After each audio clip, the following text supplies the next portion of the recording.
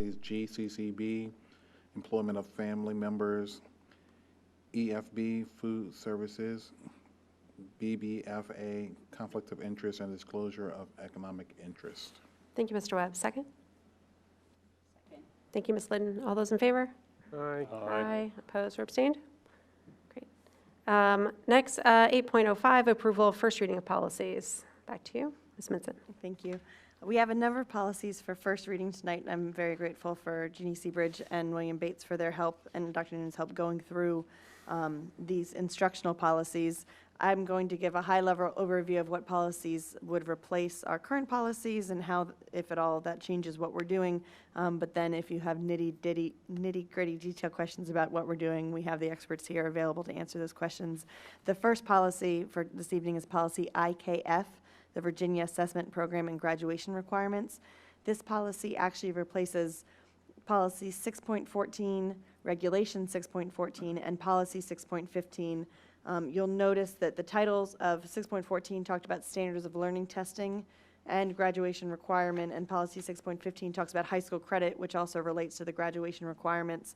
And we've had a chance to discuss this with Matt Hills and Alana Reyes at the high school. The short version of these changes is it's titled Virginia Assessment Program rather than just Standards of Learning, since the Board of Education has approved other tests in addition to the Standards of Learning as part of the Virginia Assessment Program. It also aligns the policy with what the current expectations are of the Board of Education, whereas our current policies 6.14 and 6.15 are fairly outdated. 6.15 had also included a possibility for students to get a 0.5 credit, a half credit by a semester rather than a full year, and that's something that I understand has been difficult for us to be able to go in to reflect on grades, and the Virginia Department of Education no longer awards half credits, so it's something that we have as part of the policy that we would strongly recommend be removed, because it does make life a little bit difficult when calculating credits for students. So as a practical matter, the changes in IKF won't really change what we're doing in the high school, but we do think that the language in the model policy does reflect what is best practice. We also have a lot included in Regulation 6.14, charts of how different credits are awarded and what the requirements are that are frankly very outdated. So we think this is much more clear and would recommend that the board move to policy IKF for the Virginia Assessment Program. Questions about this policy for me or Ms. Seabridge or Mr. Bates?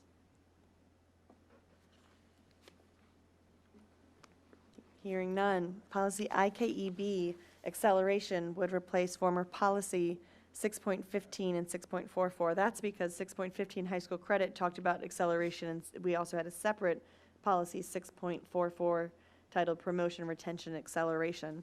The one change that we would suggest making to the model policy is that the model policy contemplates 8th grade students taking subjects, high school subjects, and we have more than just 8th grade students who might take a high school class. So we changed that to middle school. And along with this, we do recognize that there would be a regulation talking about the timing to file a request in the appeal process, and that would be something that Mr. Bates and Ms. Seabridge would have prepared prior to the board's adoption at second reading of policy IKEB. Any questions about this policy on acceleration? Thank you, Madam Chair. Just a small nit in line 19. Mm-hmm. Should it be a parent or guardian?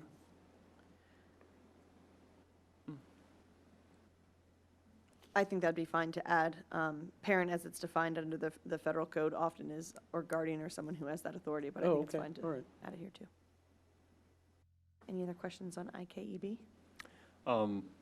Sort of an application question, I guess, which is, this is talking about middle school students doing high school level work.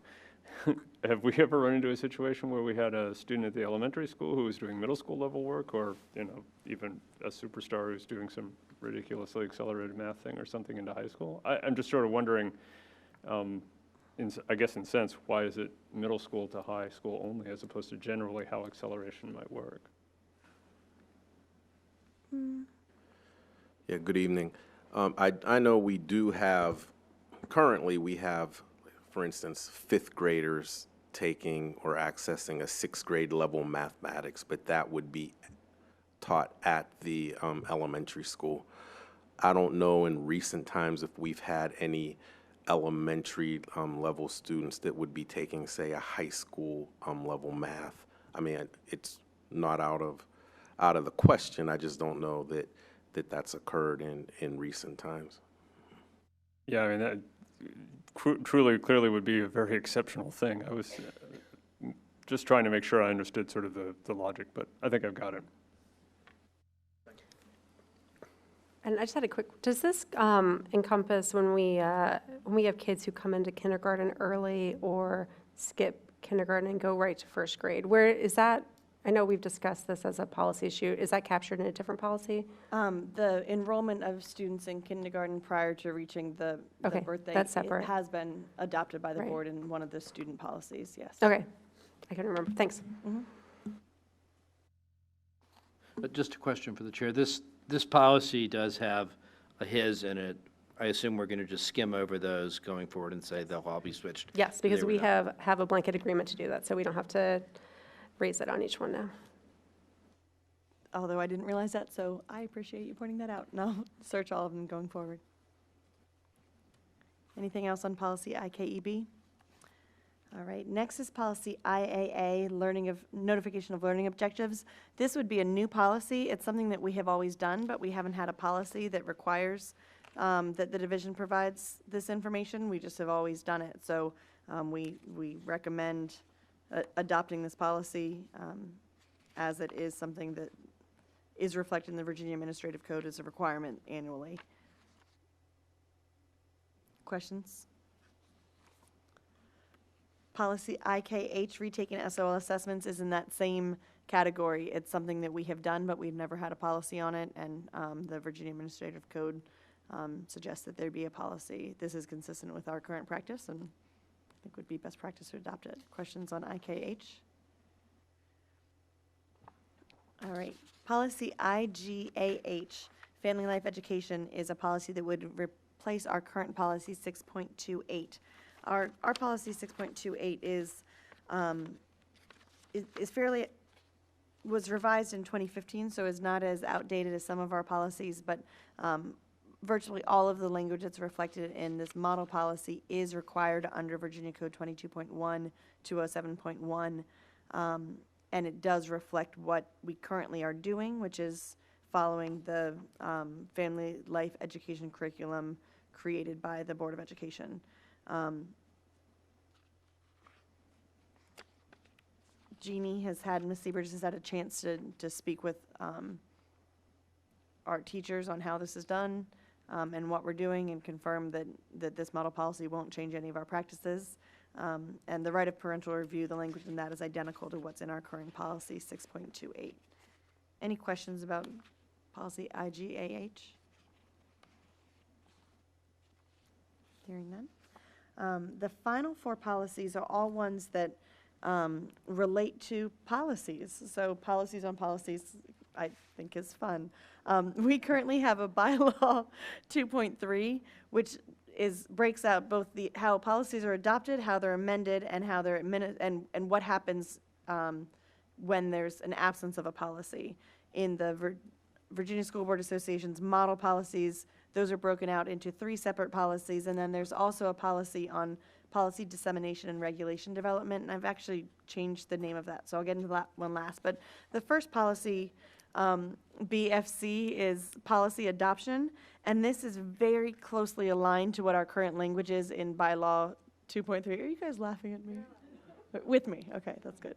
Any policy BFC breaks down how policies are going to be adopted, noting that the final authority rests with the school board, and this language is almost identical to what we have in bylaw 2.3. Any questions about BFC? All right. Policy BF is the board policy manual. This is slightly different than our current bylaw 2.3, since our bylaw says that there will be hard copies of the policy manual at Mary Stiles, at the public library and at each school library. As a practical matter, the best way to get our policies, particularly since we're in this policy review now of moving towards model policies, is having them online. And there's no requirement in the Virginia Code that there be a paper copy available at every single library. If anyone comes to central office or anyone has a question about policies, we've always been able to provide paper copies to folks. But I don't think that it makes sense to have every library have to update after every board meeting all of our policies. So that is one way that BF, Board Policy Manual, is different than our current bylaw 2.3. Any questions about policy BF?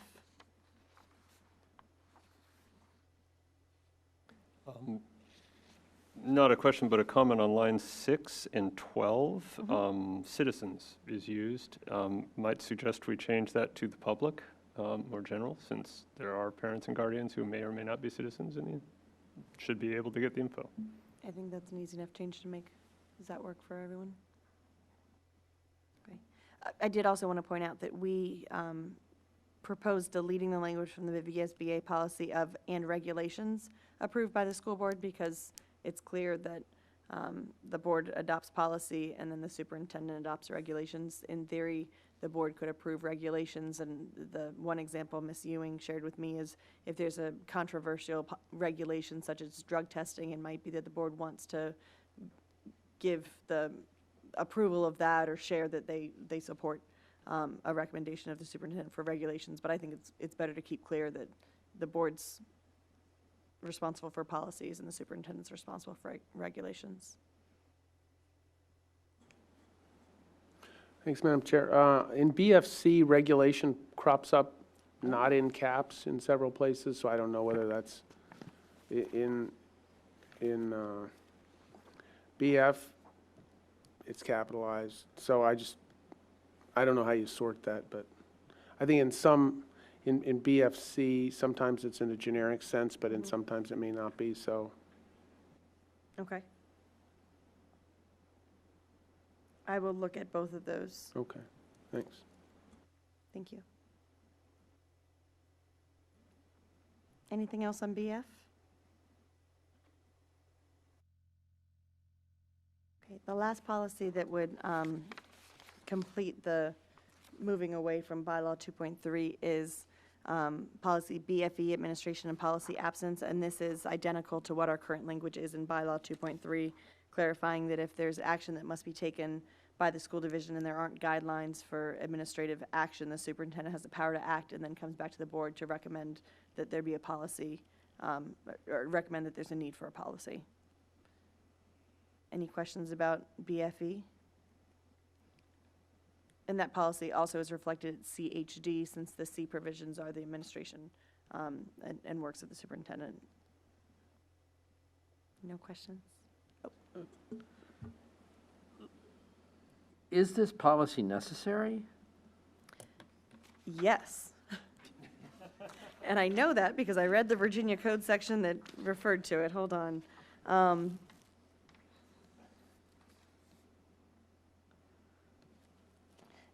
I think also, not even pulling up the code, it would allow the superintendent to share why he's taking actions that he is if there were a emergency and there was a questioning of the superintendent's authority to act.